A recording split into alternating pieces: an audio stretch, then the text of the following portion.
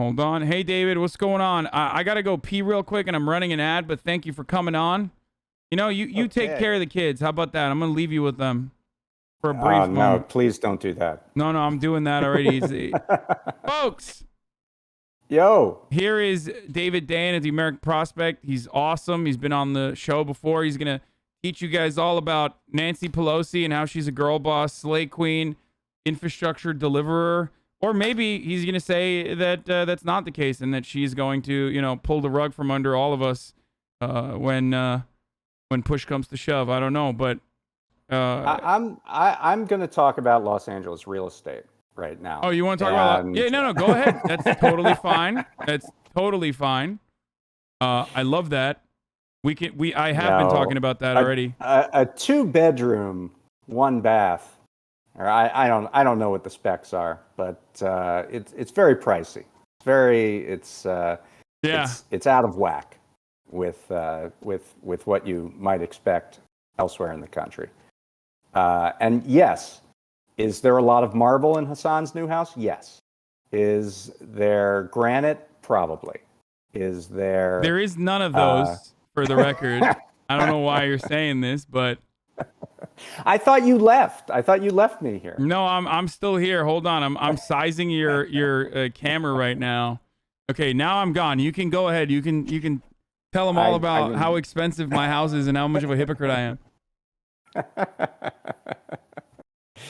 I don't want to do that. Son's a nice guy, but I do hope and expect to get a full crib style tour when it is all ready for move in. Want to look up the MLS listing on that one. I guess I'll just wait for Hasan to come back here, which should be in moments. But I guess what he wants me to talk about is the infrastructure bill and what's happened over the last 24 hours, where we've had a group of 10 conservative Democrats in the House threaten to derail the process if it didn't go in the particular way that they wanted.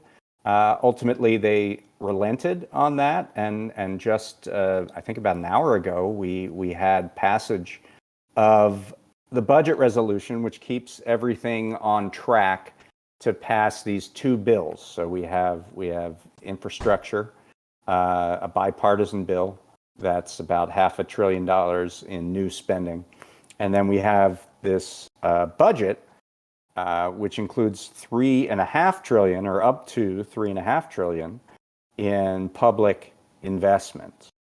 And the goal is to pass both of these, and nobody trusts each other. So it's kind of like the end scene in Reservoir Dogs, where everyone has the gun cocked on each other, and there's sort of a gentleman's agreement that nobody will shoot.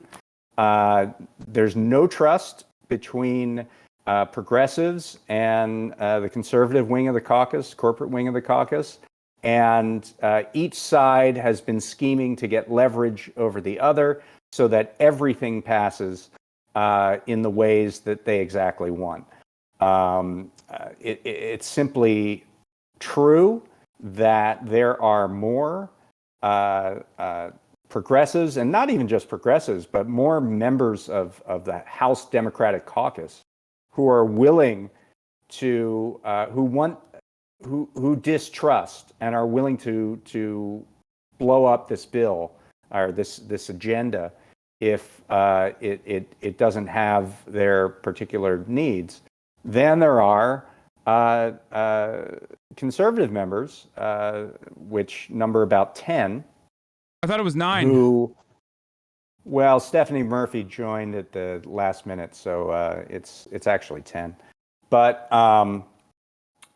there are simply more. The point, Hasan, is that there are just more Democrats who want to go forward with the process that Biden and Pelosi and Schumer have set out, and that process is the Senate passes the bipartisan bill, they pass the budget resolution, which has the reconciliation bill, and then they send everything to the House, and then the House finishes that off. And that was sort of the plan. And then these initially was 9 and then became 10 on Monday. Conservative Dems said, no, that's not what we want. We want to have a vote on the full infrastructure bill first, and then we'll deal with the budget resolution. Now, they gave no policy reason for this. There isn't, there was this claim like we can't waste time and hold up all of this great infrastructure spending that we're going to have, which is bunk. There's under current rules of appropriations, you can't even spend any of this money until October 1st. So because it's tied to particular fiscal years. So it's just nonsense to say that we have to hurry up and do this. Their real reason is they want leverage over the process. They don't want certain tax increases on the wealthy and on corporations. They want a tax cut for wealthy people in the form of repealing the cap on the state and local tax deduction, which is a big imperative for people like Josh Gottheimer, who's sort of the ringleader of this. He's from a bedroom community in New Jersey, which has a lot of wealthy folks in it, and he wants them to be able to maximize their state and local tax deduction. Yeah, he has. He's talked to some teachers who happen to be married to Wall Street bankers, according to the Squawk, who absolutely promptly owned him. We actually were watching that video of him like talking about how firefighters are paying $15,000 in property taxes, and it's actually the teachers and not necessarily the top 20% of wealth that will be getting the lion's share of tax deduction, tax cuts, basically. Look, man, under his advocacy. When you're a homeowner, you'll see the yoke of the tax authorities come down on your head, and you'll wish that you had that kind of benefit. But the funny part about it is, like, not to bring it back to myself, but like I'm a massive advocate for decreasing my property values all the way to nothing. I don't give a shit. I want to decommodify housing in its entirety. So that's what's something that people don't understand. We can talk about that though, but for the time being, no. Let me continue with this. So anyway, point being, they wanted to pass this bipartisan bill to sort of orphan the reconciliation bill so that they could make demands on it, and up to and including a demand not to pass it at all. Right? The having out there something that they want to pass in the infrastructure bill makes it harder for them to dictate terms on the reconciliation bill. So their whole thinking was, if we delink these two, then we can dominate by just saying this is what we want and just force progressives in line.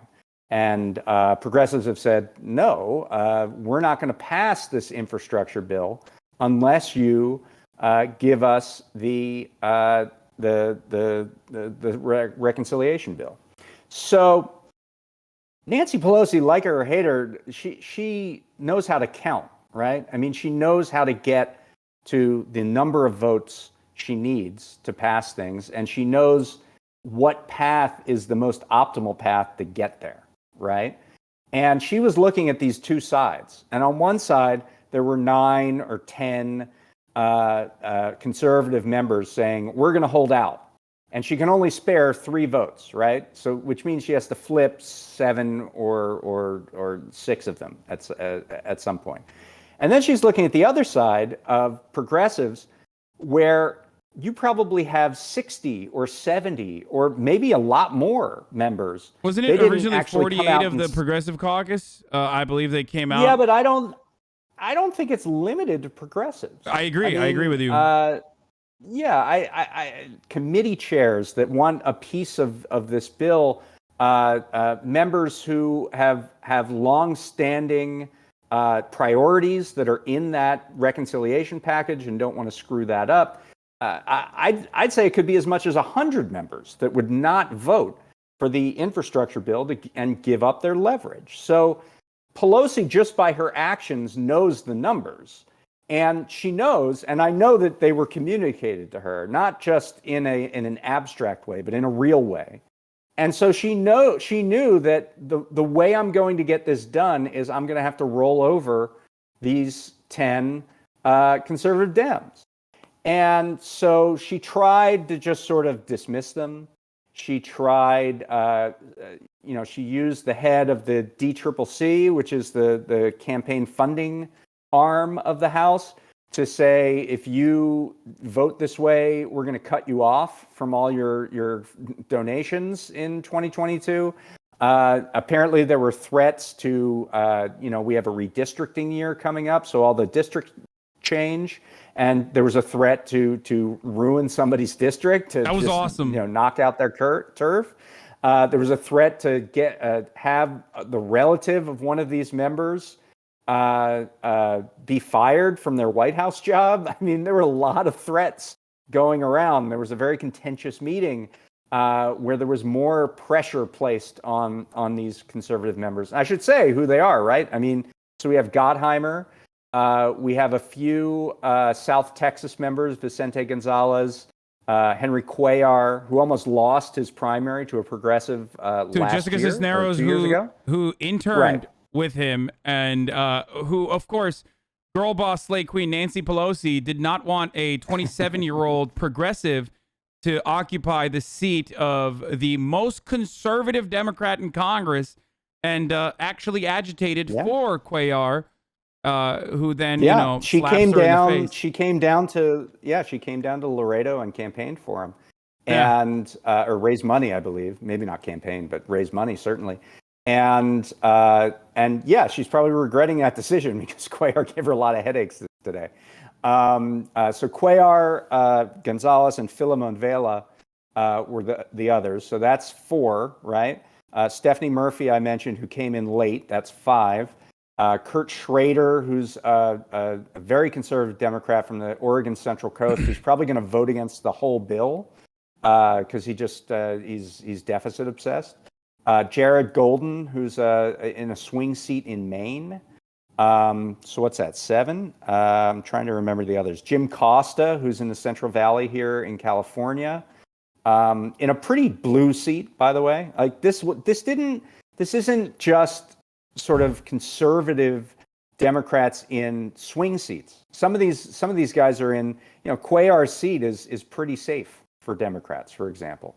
Carolyn Boudreaux, who is in a very tough swing seat in Georgia, where she might lose through redistricting. She might just have her seat vanish. And there's one more, and I can't think of the other one. But anyway, so that's who we're talking about. So they were kind of beaten up by the leadership. They said they were holding strong. We heard reports on Sunday that they were kind of wavering, but they held strong through Monday. But they changed what they wanted, right? So you could see them bargaining at some point to try to find a way out of this.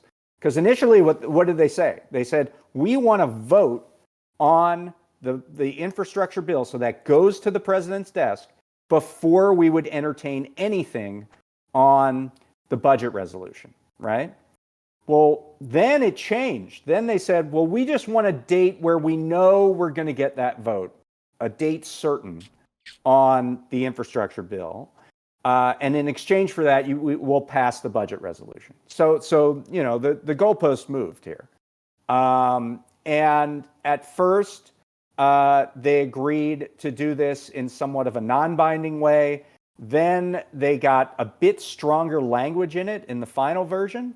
But that doesn't really tell the whole story, because Pelosi has a ton of ways to maintain this sort of two-track approach, even with this deadline. So there is now sort of a deadline where it says in the legislation that just passed like an hour ago, it says there has to be a vote on the infrastructure bill by September 27th. Like, that's the date certain. However, Democrats, progressive Democrats could simply vote down that infrastructure bill if they decide that reconciliation isn't moving in the direction they want. And indeed, Pramila Jayapal reiterated that that's exactly what they would do if the reconciliation bill didn't pass first. Number two, they could slightly change the language of the infrastructure bill, and any change would require a conference with the Senate to reconcile the two different bills, right? And so that would, again, put us into a negotiation period. The third thing that Pelosi can do, and I know this gets really complicated, but I'm trying to make a larger point. Pelosi, just because a bill passes both houses of Congress does not mean that it automatically goes to the president. Pelosi has to take a step to send that on to the desk of the president, which means that even if the bill's passed both houses, she could hold on to it until the reconciliation bill passed. That is completely legal under the rules of the House. Do you believe that she would ever do that, though? She did it just recently on impeachment. She held back the articles of impeachment from going from the House to the Senate for several days until she got some concessions out of how they were going to do the structure in the Senate. Yeah, so but that's a little different, though. That like doesn't impact a capital. Little different. It's a little different, but here's the larger point is there are a lot of ways that this deadline isn't really a deadline. And the second part of that is that I think that at some level, the leadership is happy to have a deadline. That means that now, instead of this amorphous, like, hey, come up with a reconciliation bill whenever you get to it, they can say, we have a timeline. We have a month to put together this bill, and you all have to, resolve your differences, because on September 27th, we're going in the House with this bill, or else we're getting nothing. So, there are a lot of ways in which this thing still looks the same way that it did yesterday. So, what are some of the immediate hurdles? Do you think that this will be used as an opportunity by the Democratic Party that always resorts back to the most conservative position? That, like, I foresee this going smoothly in the least likely circumstance, where Bernie Sanders basically writes the entire Bernie Sanders, along with other progressive members, writes the spending on this bill, and then the progressive caucus is able to bully everyone into voting for the budget reconciliation first, including Kyrsten Sinema and Joe Manchin and Maggie Hassan and all of the other moderate senators out there. It's infrastructure, so obviously, or it's human infrastructure plus infrastructure. So obviously that's a little bit more likely than full-blown healthcare, even though healthcare is featured in this, as we know, or is slated to be featured in this, because right now there's nothing really featured in this. We just have an outline, right? Well, here's the problem, right, Hasan, is that this was all a fight over the procedure, over the process of getting to this $3.5 trillion bill. Not a single policy within this bill has been set in stone. It's just there's a menu of certain things, but there are no details on exactly what's going to end up in here. And there is a difference of opinion among the caucus. Sinema reiterated yesterday, I don't agree with the top line number, although she's not giving any details either. Like, what do you actually disagree with, right? But she's saying, I don't want 3.5 trillion. Manchin has said that. Several members of the House have said that. On the other side, progressives have said 3.5 trillion was actually the compromise number, that we wanted a $6 trillion bill. That's what Bernie Sanders put out originally. And we compromised down to 3.5 trillion. So all of these differences of opinions still exist. And now there's only a month to actually resolve them. And not just the top line numbers, which seems like maybe the easiest part of this. Maybe it's 3.4 instead of 3.5 or whatever, but all the details, right? What, if you're going to cut something, what gets cut? Is it universal pre-K? Is it free community college? Is it money for childcare so people can afford childcare? Is it money for home and community-based services so elderly people have the ability to get help and at the end of their life? Is it the Medicare changes to add dental, vision, and hearing? Is it, I mean, what is it, right? So they have to figure out exactly what those all look like.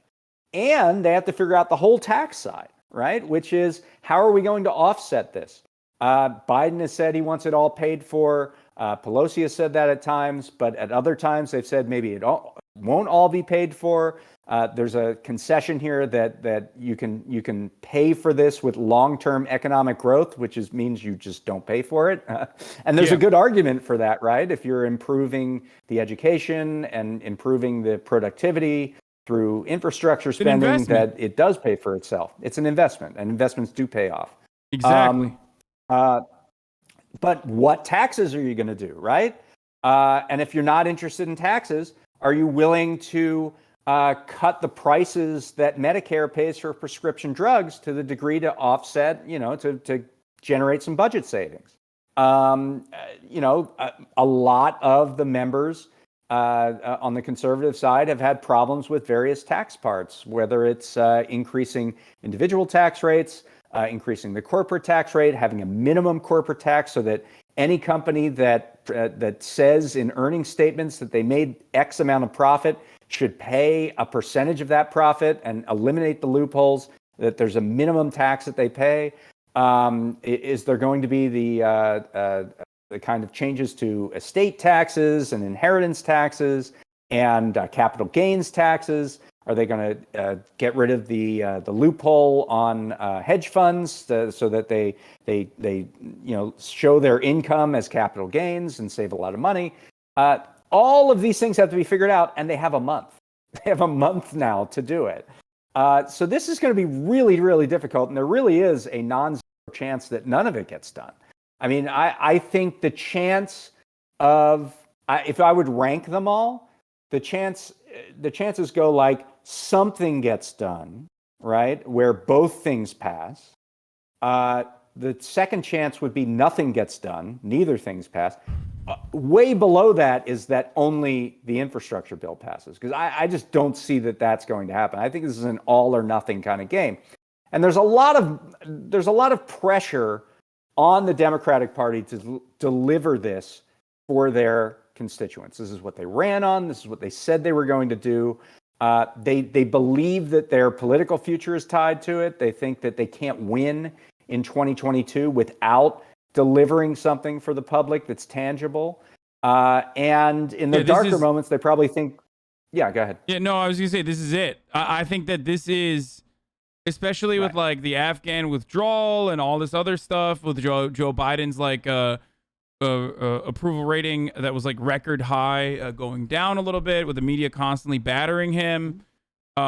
If the Democrats don't get this done, it's over. It's a wrap for their 2022 chances. And I think they know that their 2022 chances are pretty dim anyway, right? I mean, with redistricting and what normally happens in a midterm, a lot of the older members that have, and Pelosi is right in with this, who have been around for a long time, who've wanted to do a lot of these kinds of things like paid family leave and expanding the child tax credit and all the education stuff and the healthcare stuff. They've wanted to do them for decades. They know this is it. This is like the last chance that they're going to have. There's probably not going to be a chance to do this after 2022.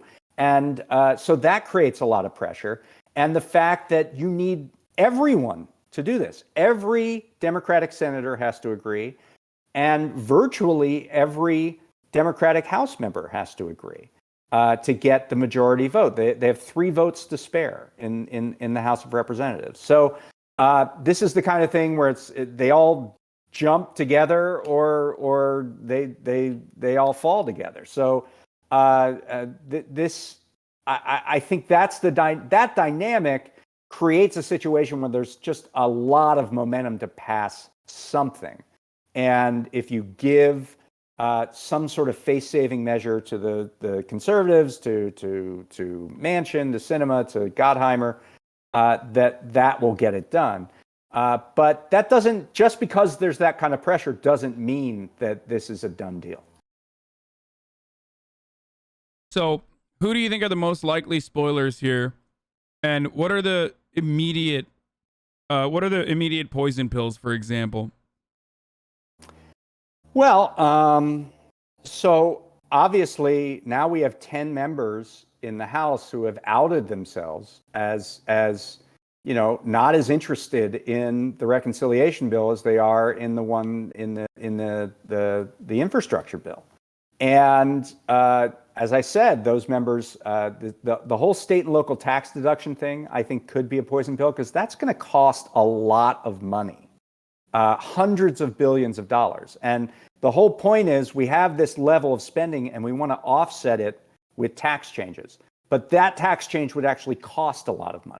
And so that would frustrate the ability to have this thing balance, which is not what's needed. It's not necessary, but it's what the same people who want this big tax break, those same people want the thing to stay in balance, right? So it's at cross principles. So that's, I think, going to be one problem. I think that on everything else, it's all about details. We don't know what the pre-case thing is going to look like. Is it going to be? Is there going to be a share of somebody's income that they're going to have to pay in to get pre-K? Is it going to be funded completely by the government? Is it going to be a federal-state partnership? Is it going to be publicly provided? Is it going to be a public-private partnership? And that's just one aspect of what are many of the same kind of decisions that you have to make on each one of these items. And so I think that if you think of it that way, almost everything is a poison pill, right? Almost everything could derail the process. The question is where, the question is not just where Manchin and Sinema and the conservative Democrats are going to take their stand, but where are the progressives going to make their stand? One thing is there's been kind of conflicting discussions about what they're doing with Medicare. Is it just going to be the increase of adding dental, vision, and hearing, or are they going to try to lower the Medicare eligibility age to 60? Yeah, which, by the way, both incredibly popular provisions, like 90%, and also it tends to be people who actually vote. So people so both parties, there should be bipartisan consensus on this, but of course in America it never happens because Republicans have nothing to gain from doing good things for people when they are in the minority party, and they don't even have anything to gain from doing good things for people when they're even in the majority. So Democrats at the very least. Yeah, go ahead. And even from the stupid budgetary standpoint, lowering the Medicare eligibility age is a big win, because what are you doing? You're taking people who are 60 to 64 and you're putting them into Medicare. These are younger and usually not as sick people who you're putting into the Medicare risk pool. That makes that risk pool overall cheaper. It saves money.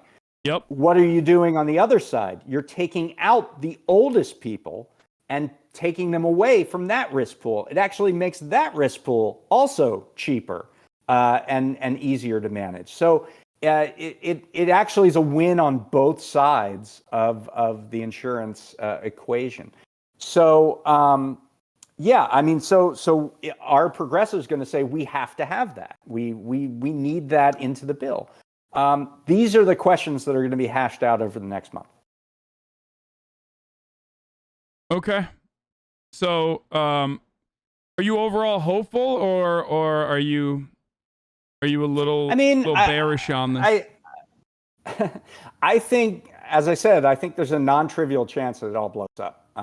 There's a lot here that you have to reconcile among people who have wildly different interests and worldviews when you're talking about the entire breadth of the Democratic caucus.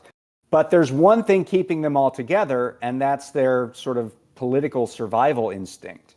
The idea that the only way that Democrats get to keep their nice offices and being in the majority and their gavels is if they go ahead and pass this.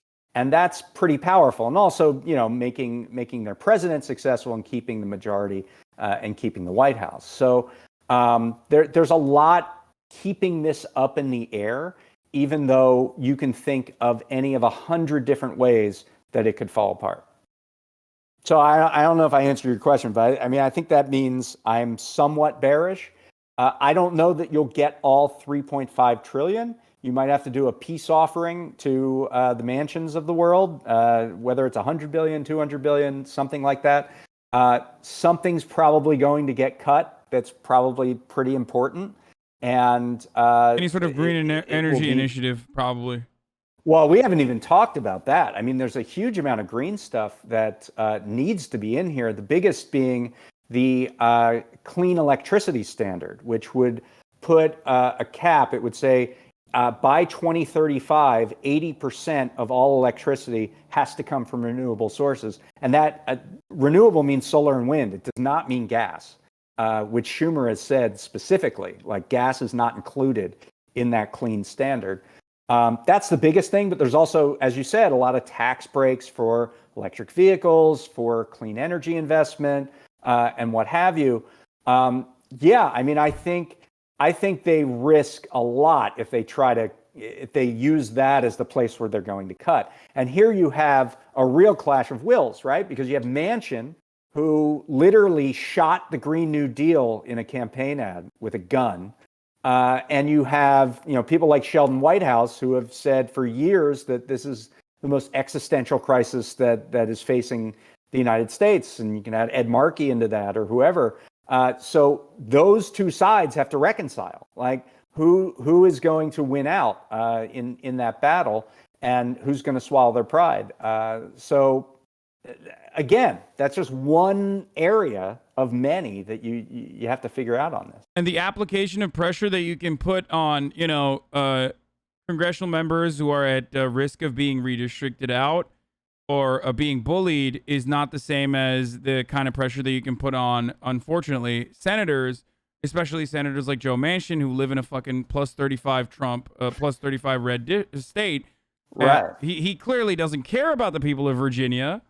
Like, he doesn't care about his own constituents. He's gone against their best interest with... that would be West Virginia. Or sorry, West Virginia. You're right. But yeah, and he's not even up for re-election. Can't believe I said and Virginia. It's unclear whether he's not up for re-election next year, and it's unclear whether he'll ever be up for re-election again in the Senate. In 2024, he might just say sayonara. He's an old dude. So it's hard to see what leverage you have. There have been reports that Manchin said he'll be a team player, just give me something. But climate's going to be a big issue there. And with Sinema, certainly her numbers are absolutely cratering in Arizona among Democrats. Wow, that's shocking. So who would have thought? Yeah, right. But she's not up for re-election next year either. So she might feel like she has a couple years to figure that out. Whereas someone like a Maggie Hassan, who's in New Hampshire and is facing a very tough re-election campaign, what does she see as in her political interest with respect to this? Mark Kelly in Arizona, going to be up for re-election next year, and so on. So it's there's a lot to work through and not a lot of time to do it. And as you say, the pressure points, they're there because you can build this into, this is whether we keep the majority, this is whether we keep the White House, this is whether you get to keep your chairmanship or subcommittee chairmanship. There are all sorts of things that you can say to a member to get them on board. And then there's the other point of this, which is that traditionally how these things have gone is that progressives at the very end are asked to take one for the team. That's why this has been so strange to see. I can see that right? happening. To see, yeah. I mean, this is you to see Pelosi operate kind of in lockstep with progressives, which is what she's done on this point, has been a bit of an anomaly. I mean, it's not something that you always see. She did it because she felt like this was the path of least resistance for her, but that might change. That might change down the road, and she might say, well, now in order to get this done, I'm going to have to knuckle under the progressives because there's no other way we can pass $3 trillion or $2.5 trillion or whatever it is. So those things can change quickly. Ultimately, I mean, we're talking about Nancy Pelosi here, but like, I think you and I probably both agree that she is significantly better at whipping the House than Dick Durbin and Chuck Schumer are at the Senate. They have conflicting values in a lot of instances. I don't know. I mean, Schumer did seem to get the budget resolution done without any trouble. I mean, Gottheimer said, put us through several days of agita trying to figure out, what to do with the budget resolution. Sinema, even though she said she was opposed to $3.5 trillion, passed the budget resolution without argument. So yeah, but I think that's because it hasn't been written yet. What's happening now is kind of upending. Yeah, it hasn't been written, but what's happening now is kind of upending the common wisdom here that Pelosi knows how to count and Schumer doesn't know what he's doing. I mean, that I think what we've seen is Schumer's done a pretty decent job at this point, just on a logistical, a tactical level of getting an infrastructure bill with 68 votes through the Senate, and so far getting the budget resolution done. But as you correctly indicate, there's miles to go here. You have literally an entire bill to be written. And that part of the process could be held back dramatically, I feel like they could slow that down. And now that you have a deadline, now that we have an established deadline, the lack of time is, I feel like, going to work against the progressives. Right. That's one fear theory that I have. That's one theory, but I do think that there are several kind of aces in the hole that progressives have. One is all this, the only thing that the budget resolution, the thing that passed the House today said is you get a vote on September 27th. It doesn't mean you get a successful vote on September 27th. And Democrats, progressive Democrats can certainly say, we'll just vote it down and you'll have to come back later. And now you won't have a guaranteed vote. Yeah, I mean, I think there are options there. And now the question is, are there enough Republicans who would come in and vote for that bill to offset the Democrats? I don't really think so. I mean, Donald Trump has been steadfast against the infrastructure bill. There was a whole Marjorie Taylor Greene press conference that was talking about it. McCarthy has turned against it. I don't think that in the House, I think the dynamics are different, and it's harder to oppose from a Republican standpoint. It's harder to oppose something that Trump. It's harder to support something that Trump opposes because you're all up for re-election next year, right? Whereas if you look at the Senate and what Republicans actually voted for the infrastructure bill, almost all of them weren't up for re-election next year. They were either retiring or they weren't in cycle. I think there was one member, and it was Lisa Murkowski, who's already burned her bridge with Donald Trump, who voted for the infrastructure bill while being up for re-election in 2022. So I just think the dynamics are different, and you're not going to have enough Republicans willing to buck a leader of their party, Donald Trump, in order to offset how many liberal Democrats and progressives you would lose if you brought that infrastructure bill up under the circumstances where reconciliation isn't done. Yeah, that. I mean, we'll see what happens. I was definitely a little bit more excited last time around. I was definitely a little bit more. What do you mean last time around? Well, not last time around. Before I had this conversation with you, I was certainly a little bit more. I'm certainly a little bit more excited about the prospect of this double bill, but now not so much. Well, I mean, I wouldn't be unenthused. I mean, I do think that there's a pretty decent shot that something will pass. Now, will it be the entire 3.5 trillion? Maybe not. But will it be significant? I mean, $3.5 trillion in one bill would be the largest bill in American history. Even if you backed that down to 2.5 trillion, I think it would be the largest bill in American history. And there's a lot of good to be done, and a lot of these things are very popular and progressive. I think it's a better than even money bet that something gets done, just because it would be so catastrophic for nothing to get done. And I don't think there's an avenue for just the infrastructure bill to get done. I don't see it. I mean, maybe you disagree, but I don't see there's a way where only the infrastructure bill passes. Okay. I think so too. I agree. But yeah, I mean, it is uncertain, and it's going to take a lot of effort, particularly even from people on the outside, to agitate and talk to their representatives and say, we want this and that. Absolutely. David, is there anything else you want to add to this convo? I want to talk to you about the infrastructure, but no, that's it, man. This was once again incredible. I just want an invite when we get the house put together. You come bring your bathing suit so you can